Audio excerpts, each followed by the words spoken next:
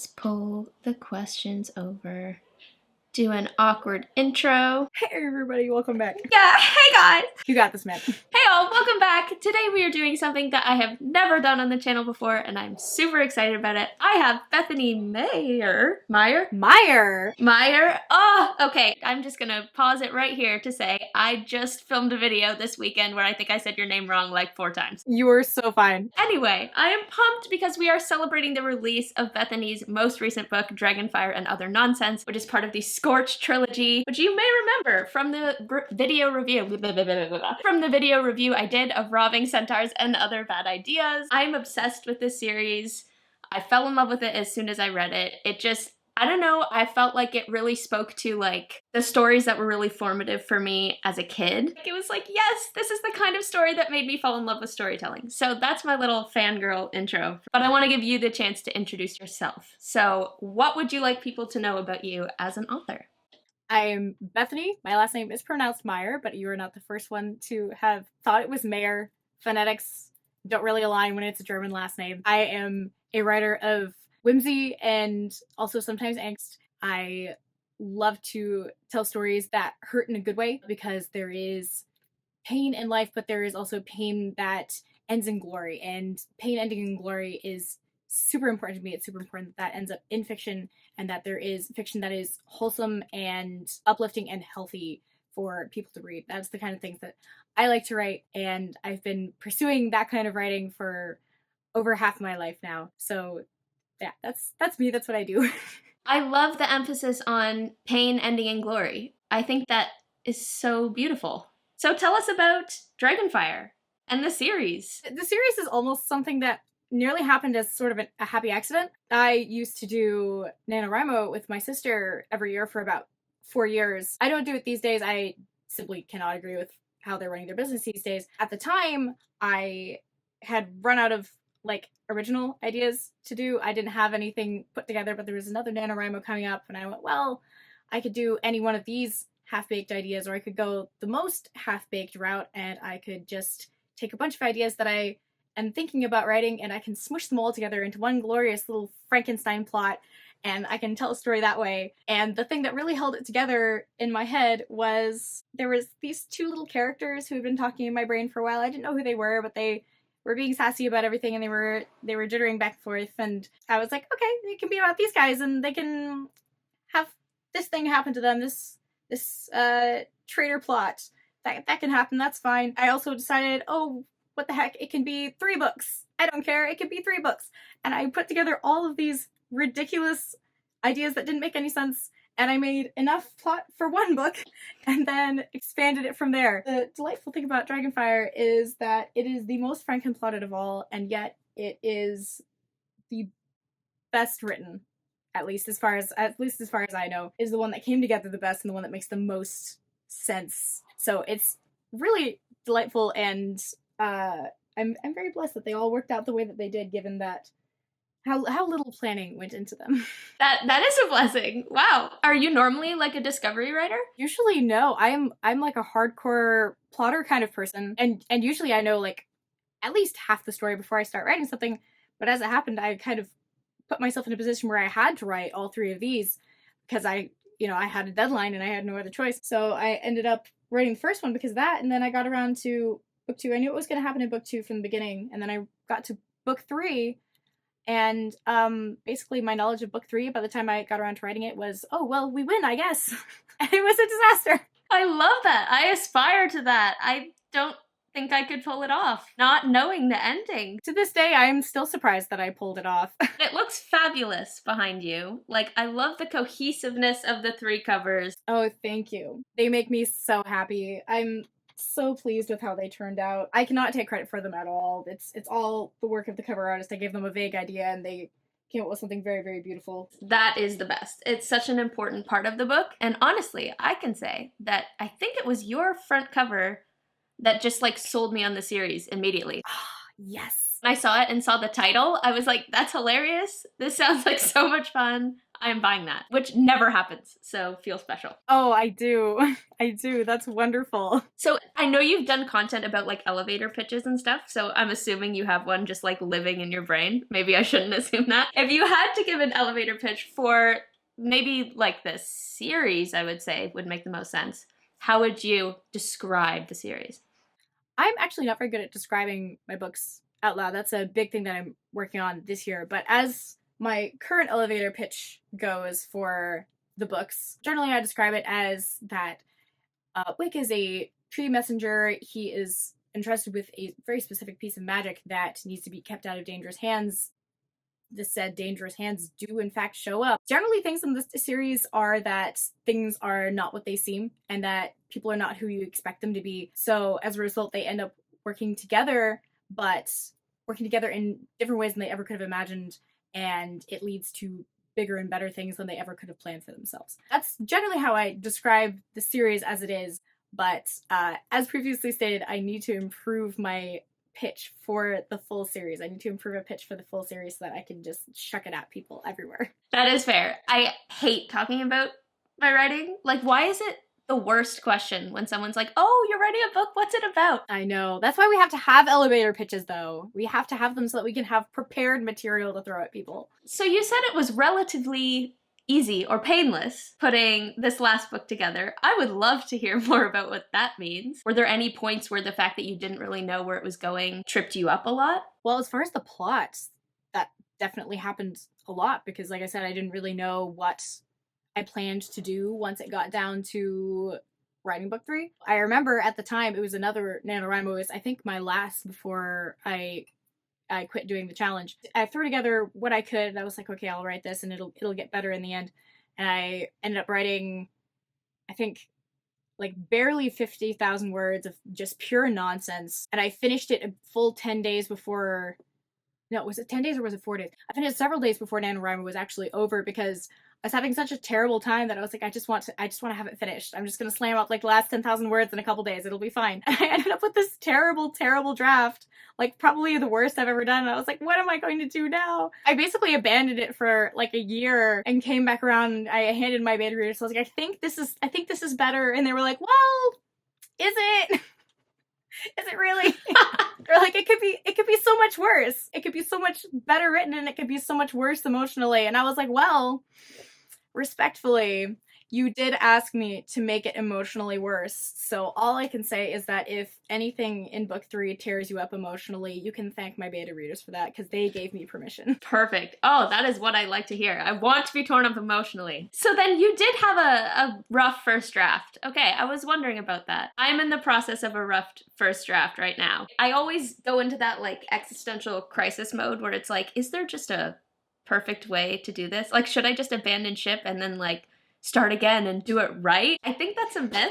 Like, I think I actually need to have the crappy first draft first in order to know where the story is going. Well, here's the thing. I think that you do need to have the bad one first. I think that Dragonfire is sort of an exception because I literally didn't know what I was doing going into it. I didn't know what I wanted it to be about, and I just assumed I would find it. Like, know what you're going to write about, but having a crappy first draft is kind of essential, and it's actually more freeing, I think, to have the crappiness in there. A brother of mine is trying to write a film script right now, and I told him, I was like, well, you know, would it be more helpful to write at the top of the page, this is the version I would do if nothing mattered ever, and then just write something? Literally, if you do the version where you write down, this is what I would write if nothing mattered, and if the plot wasn't important, and if no one would care what it looked like, I come up with better ideas that way. I don't know if you've ever tried that, but it's so much easier and more freeing to write something if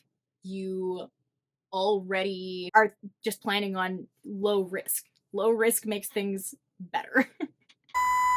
Bear with me. Once again, experiencing technical difficulties. Hello. Girl, I'm talking too fast. I always do this. I need to slow down. Can you still hear me? This is amazing. I love how much of a quest this is.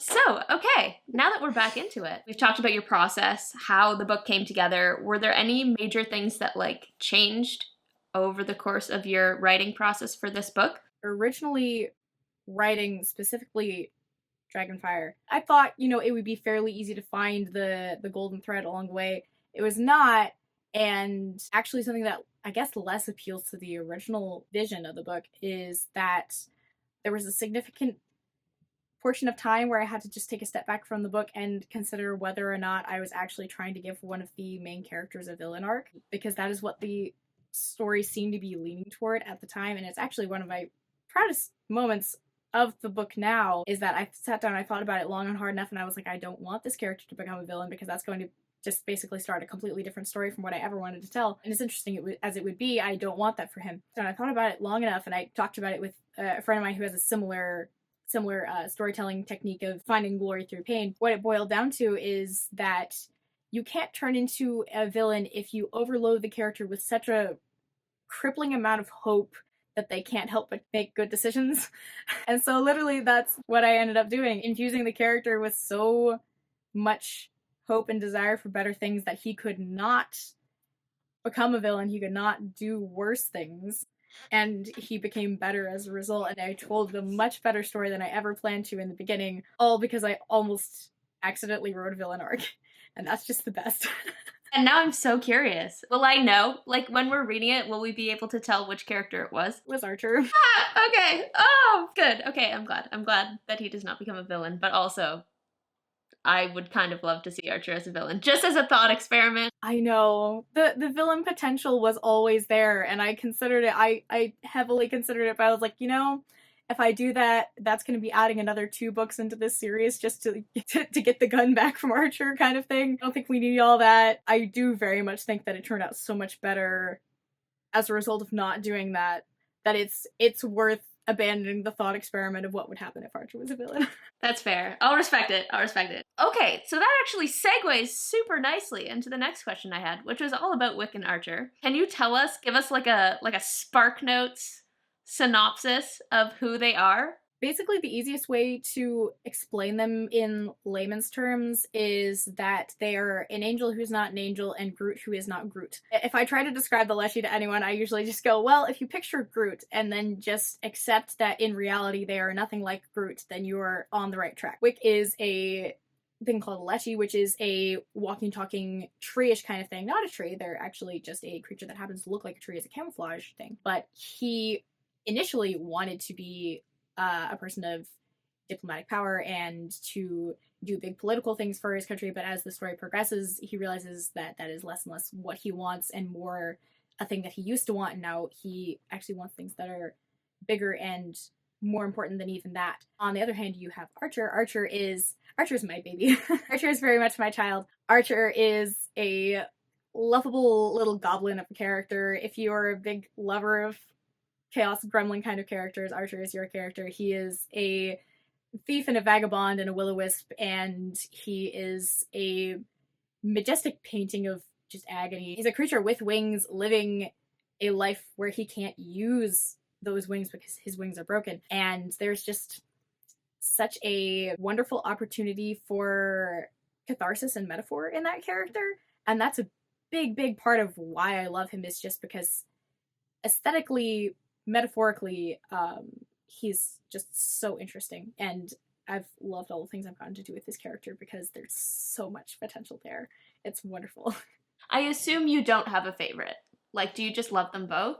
I have to love them both because they're my 2 main characters, little slivers off my own personality. I have to love them both because on the one hand, if I were to read him in another book, if I were to read him instead of being the one writing him, Archer would be my favorite because he just of how he is. He's so silly and goblin-y, and I love him for that. On the other hand, like, since I am writing them, Wick really appeals to me because he gets to say a lot of the things that I would like to say. That's a big part of the draw to his character, and also just he's having such a bad day all the time. You kind of have to make sure to love him so that it makes up for the pain. Poor guy. He's very good-natured about it, all things considered. Like, he handles it extremely well. So I need to ask about the sass, because Archer is, like, he's like 118% sarcasm. Where does that align with your personality? I'm gonna totally go on a tangent here. Do it. Because I had an entire theory when I published book 1. Everyone who really liked Archer either was like Archer or wanted to be like Archer. Everyone who likes Wick better is more of a Wick person and is more organized and is more like annoyed by Archer's antics than entertained. So I've always considered myself to be a little bit more of an Archer. I think both of them are very much just different aspects of my personality, but I'm definitely more of an Archer than a Wick. And that actually came around to bite me when it came to book 3, because a couple friends read book 3 as art copies and were like, so this thing happens in the book. And I was like, yeah, you weren't supposed to notice that. Please pay attention to it as literature. So the chapter titles, the sassy chapter titles, how much time do you spend on those? Look, they're like one of my favorite things about the books is the dumb little chapter titles. And weirdly enough, it's actually gotten harder and harder to write them as the series went on. I was like, oh wow, am I just not funny anymore? Because I think I started off on such a high note. It's almost hard to follow my own act as time goes forward. But I very much stole the entire concept of sassy chapter titles from the Percy Jackson books. I actually didn't like the Percy Jackson books very much as a kid. They were fine, but I didn't like them a ton. But the one thing I did really enjoy was how dumb the chapter titles were and how entertaining they were. So I just basically took that entire concept and ran away with it and then never looked back at the Percy Jackson books, because now it's my concept. One of the most interesting things about your world building that I found was how tight it was. How you have this world that is just so like neatly presented, and you have these different races going on, and they're all so interesting. Okay, so we have Leshy, the tree people. We have the Seraphs, which is what Archer is. Nixies? Am I remembering that right? Centaurs, obviously, which I feel like we could spend a lot of time talking about how brutally impractical centaurs must be to write. We could. That could be a whole podcast by itself, is just talking about the cursed nature of centaurs.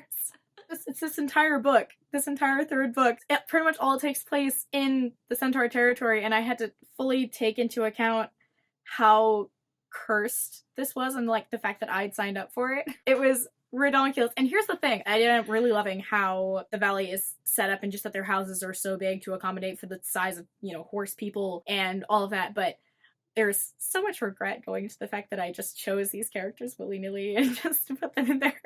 If I had to write it again, I would not do it. But you made it work. Robbing Seraphs doesn't sound as good, so it was just necessary. Yeah, Seraphs just doesn't land quite the same way. People immediately know what a centaur is, so that's why that one works out better, I think. And then remind me of the name of the bat creatures. Mankar.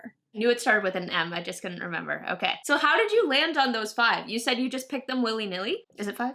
I did. I remember at the time, I just picked that there was going to be like a random number of things. I was like, okay, there's going to be 8. Oh, 8 sets of creatures. And I remember I just had a piece of notebook paper and I was doodling a bunch of different little creatures at the top of the paper. And I was like, okay, so these are all the options that I could possibly do. These might be interesting. I think there were going to be sphinxes at one point, but I decided that was like a little bit too culturally out there, and it didn't really make sense with the other ones. But I ended up just taking 8 and going with that, and I was like, okay, these guys can live over here, these guys can live over here. I doodle all that on a paper towel, and then I ended up putting in a way better map for later. And then down the road, I actually had to think about like stuff like cultures and how these things actually work out. But the favorites have always been the Mankar, just because they're so interesting and they're so multifaceted. It's just one of those things in like the rest of the book where things are just not what they seem from the start, in that they externally just seem like they're bent on causing everybody else pain and suffering all the time, and they just want to stab things and whatnot, but they are so intense like that because just a whole big part of their culture is to push things to the extremes and to like live life as hard as possible. But they're also like artisans and they're lovers of nature, and they have so many other things going on there. It always gives me something new to explore whenever they appear on the page. They always have something new to offer, and I love that about them. Now that makes me want to go back and read the Mankar chapters. I do want to talk a little bit about like craft and just generally like the author life and what that has been like for you. But before we get into that, because I do really want to just highlight and showcase Dragonfire specifically, why do you think that people should go out, order this book, and also buy the rest of the series, obviously? The biggest part of why I really, really need people to read Dragonfire is the pain and the glory aspect. It has its humor moments like the rest of the series. It has redemption, and it has this beautiful redeemed brotherhood relationship. But more than anything, there are so many moments in the book in which characters are experiencing like such big pain, but then the pain doesn't feel so hard because it all has meaning and it all is building up to something that is bigger and more glorious. That's the biggest thing that I can really say that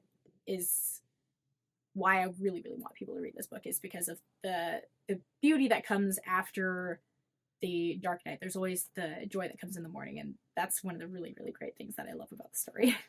Yes, love it. I'm here for it. That's so exciting. And I can also say the series features an unfillable bag. Yes. Therefore, go and buy the books. Like, what more do you need? Honestly. So, correct me if I'm wrong, but I seem to recall that we were sort of getting started at roughly the same time as far as platform building goes. Is that accurate? Like 2018? Give or take, because that's around when I actually like had a phone in my hand consistently, and so I could be putting things on the internet consistently around that time. But yeah, I think we've had our platforms going around the same time. We've taken totally different directions with it. I love what we're doing. I'm just figuring it out as I go along, but your content has always been like a really big inspiration. But I'm curious, like, where were you at when you were getting started? Were you like in school at that point? In between schools? No, I was graduated when I like actually started hardcore going for the author thing. I'd been doing things before that. There were a couple publications that I tried to do when I was still in high school. I want to say I'd started like posting memes and things. So that was the way I started, was that I was making memes on the internet. Right. A lot of writer memes. So many writer memes, like hundreds.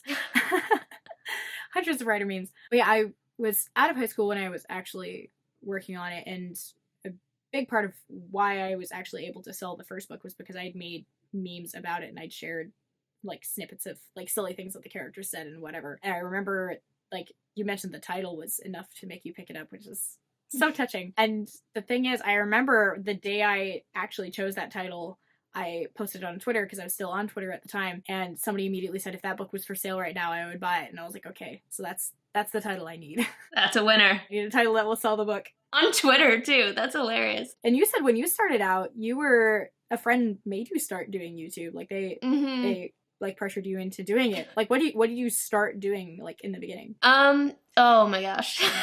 The beginning, I was actually in high school, and so I just had no idea what I was doing. So I did the best thing, which is do everything, all the things, with no understanding of how to do them properly. So I just got all social media and was like trying just kind of every platform, but like hating all of them because I just didn't know what I was doing. But it was cool to see at that time, like, I feel like there were a handful of people in, like, we had that little guild community going back at the beginning. So it was kind of fun to see everyone else sort of getting their start and like deciding how they wanted to build their platforms and stuff. For me, like, YouTube came later. So I started with like kind of Insta, Twitter. I had a website, so I was like blogging. YouTube was down the line when someone suggested that I do that, and I was like, okay, sure. It took a while to kind of like start to enjoy it and realize, okay, you can actually do a lot with this platform. It's a lot of fun. But yeah, back then I felt just totally out of my depth. And so I'm still kind of fascinated by all of those authors that I saw getting their start also at a pretty young age, who seem to just take it all in stride and really make it their own. So how do you feel, or do you feel that your writing journey has been impacted by starting so young? Like, was that a positive for you?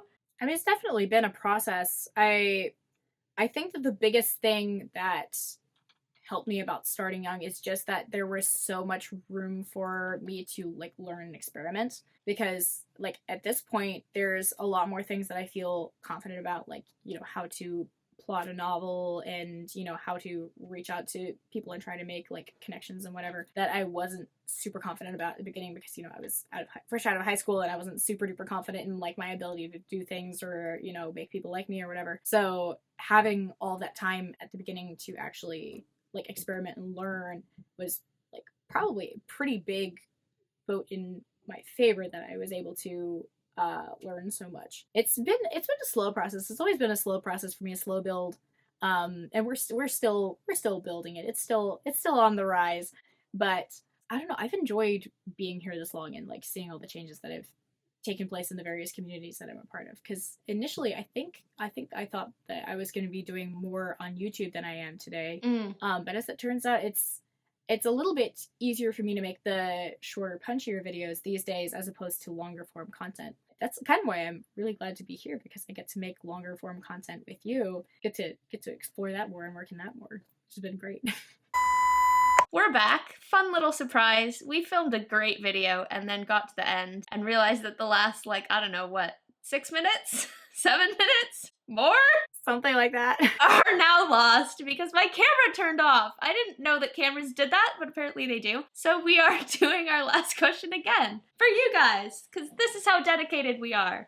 So you were telling me about building a platform. You gave me some great advice, specifically that it's important to enjoy what you're doing because otherwise you're pouring a bunch of time and energy into social media marketing and potentially not getting anything out of it. So I appreciate that advice. Honestly, one of the biggest things that I feel like I'm learning from the writing community is like, it is a journey all the way through. We're all just actively getting better at what we do. And so this pursuit of like, no, I have to nail it or it's not valid.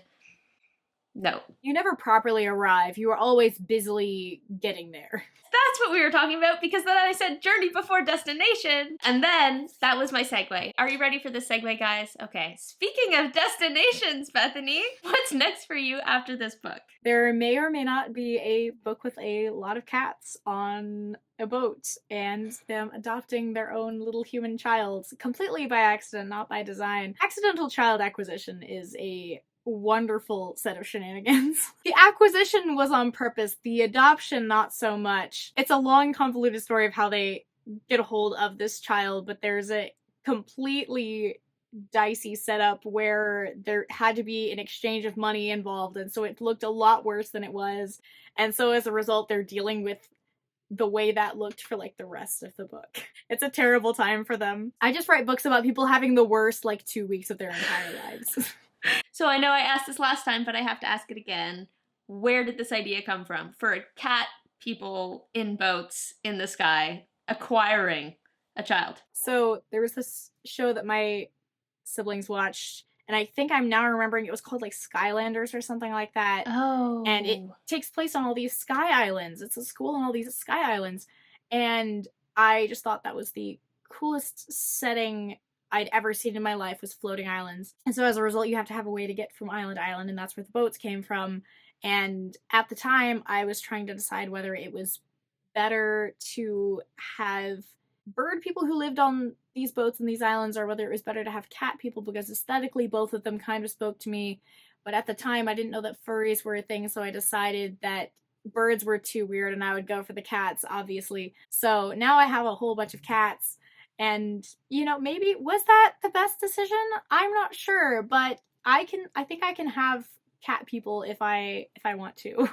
It's not the worst. There are no inflatable bags this time, but there is a cat circus, which is pretty cool. I'll take that. The trade-off is worth it. And I find that really funny because my entire like passion project that started with my self-published book and is ongoing is all about sky people and a whole civilization in the sky. I'm still trying to figure out the science of boats in the sky. It's been an ongoing struggle. I'm not sure if it's like just treat it exactly like the ocean. Sails, do we need like special technology involved? So I feel like that needs to be a meeting that we need to discuss how this works. I have like some ideas, but none of them are fully working for me. I'm also not like an engineer. Neither am I.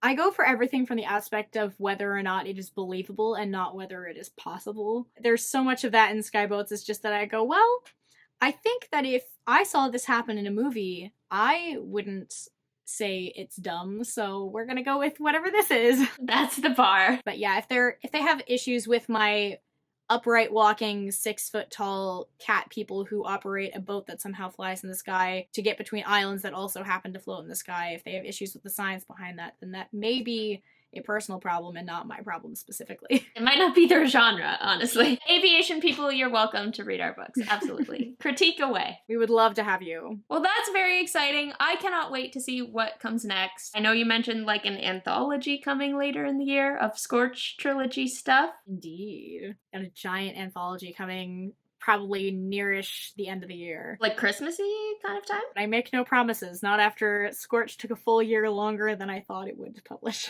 Yeah, okay, fair. No rush, no pressure, but we will eagerly anticipate that. In the meantime, thank you so much for going on this quest with me today, dealing with all the technical difficulties. We made it through, we did it, guys. We made it. Blessings on your writing journey and on the rest of this month as you continue to celebrate the release of Dragonfire. This has been Bethany Meyer. Please go and read and buy her series. It combines important themes with just humor and sass and all the fun and all the unfillable bags. Go and read it. And as always, do not forget to spend some time in the clouds today. Yes! Yes! Okay. Camera! Camera! Camera, are you operating? Yes! Yes! We've done all that we could.